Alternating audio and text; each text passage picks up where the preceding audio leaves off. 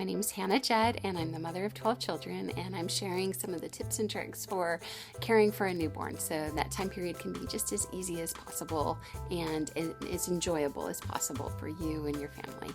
Right now I'm going to talk about what to do if a baby's crying and you don't know why the baby's crying. Basically, there are some troubleshooting steps that if you take these troubleshooting steps, most of the time it will solve the problem. And so the first thing you always do if you have a crying baby, go change its diaper. Undress the baby completely, wash off its bum in the sink, and just look at the baby. That way you can see nothing's pinching the baby, nothing's making it uncomfortable. Some babies will cry if they have a poopy diaper, others don't. So just be on the safe side, change the diaper, make sure you check their fingers and toes, make sure there's no hair wrapped around their fingers and nothing's pinching them. And so undressing them completely, changing their diaper is a great place to start. So then after you change their diaper, the next thing that you want to do is you want to swaddle the baby. Now, swaddling is very comforting to newborn babies. 90% of newborn babies. There are some babies that do not like being swaddled. I don't know why, but most babies, and there's a good chance your baby will like being swaddled and it will calm them down. So what you do is after you've changed their diaper, you swaddle them. I like using a baby swaddler, but you can also use a blanket. And that's where you wrap their arms in tightly. You put the blanket over this way, tuck it under, put the blanket over this way, tuck it under so their arms are down by their sides and can't move. And then you put the bottom part of the blanket over and tuck it around so they can't lift their arms up. Now, the reason this is comforting to a new baby is because when they were in the womb, it was very tight and they couldn't move around very well. And when they're first born, it actually scares them when their hands fling out because they're not used to that. And they're like, what the heck? And it actually frightens the baby. And if you have a baby that's sleeping, and it's not swaddled, its arms will fling out. The baby will wake up and be scared and will swallow a bunch of air. And then you're going to need to burp it. And so babies that aren't swaddled will wake up all through the night if you don't swaddle them. And I didn't know that till my sixth baby. My mom told me. Somehow I missed the boat on the whole swaddling thing. So anyway, they have these adorable little swaddlers. You can pick one up for like $3 at Once Upon a Child. They'll have a drawer of them. Just grab some swaddlers. They're even easier than wrapping them in a blanket. You just Velcro them in, basically, and they can't wiggle out. It's like a baby straitjacket, really. Anyway, so the babies love it. It calms them down, and they're able to sleep for much longer periods if they're swaddled. Now, I had one son who did not like being swaddled, and the reason why is he would get too hot.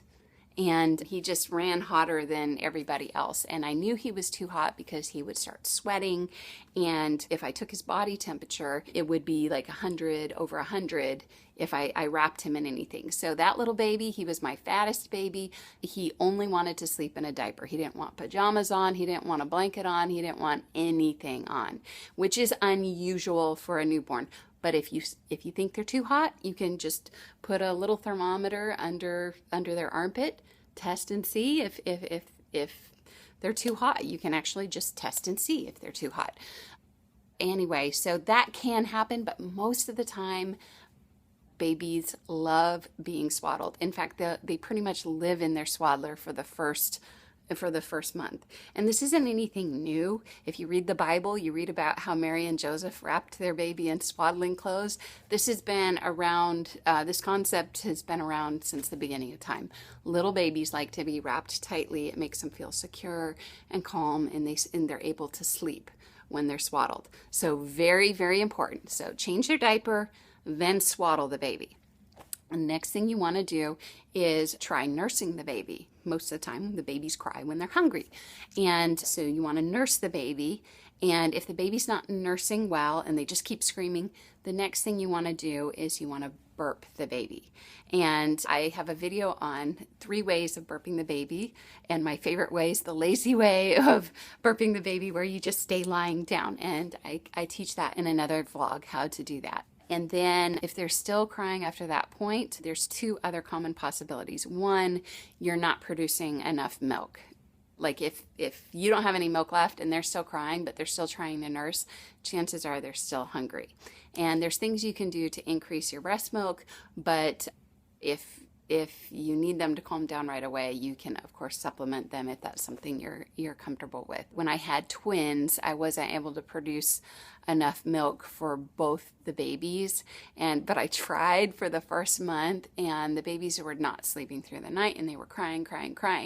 And finally my husband's like, honey, you gave it a good go, you tried really hard, but you need to supplement. And as soon as I started giving them the extra, I kept nursing them, but I also started giving them bottles as well, and almost immediately they started calming down. They calmed down and slept through most of the night. So that's another possibility if you're not producing enough milk for the baby. And then the other thing that will cause really horrible crying and stomach aches is if you eat foods high in nitrates, synthetic nitrates. You may have heard people say, oh, you don't want to eat broccoli when you're nursing, and you don't want to eat such and such when you're nursing. Well, what it is it's not the broccoli itself that's the problem, it's the chemical fertilizers. Chemical fertilizers, something in them, some impurity in them gets through your breast milk, and whatever that chemical is, it causes swelling and an upset stomach in adults too, but especially in little babies. And so it can cause a really bad upset stomach. So if you're going to eat something like broccoli or other foods that are high in nitrates, you want to stick with organic, and preferably food that you grow yourself. And the reason why I say preferably food you grow yourself is because the organic label is kind of watered down, and it keeps getting more and more watered down. But right now, organic farmers are legally allowed to use 20% synthetic fertilizers and still qualify as organic. And so it's significantly less of that chemical, but it's still got that chemical in it. And so the best bet is if you can use 100% natural fertilizer and grow your own vegetables, and that's the surefire way. But I know for a fact that if you eat foods that are high in nitrates, the chemical gets through your breast milk and will give your baby an upset stomach. So that's another thing. Now, if you try all these steps and the baby's still crying and you're getting exhausted, there's the final thing that you should do.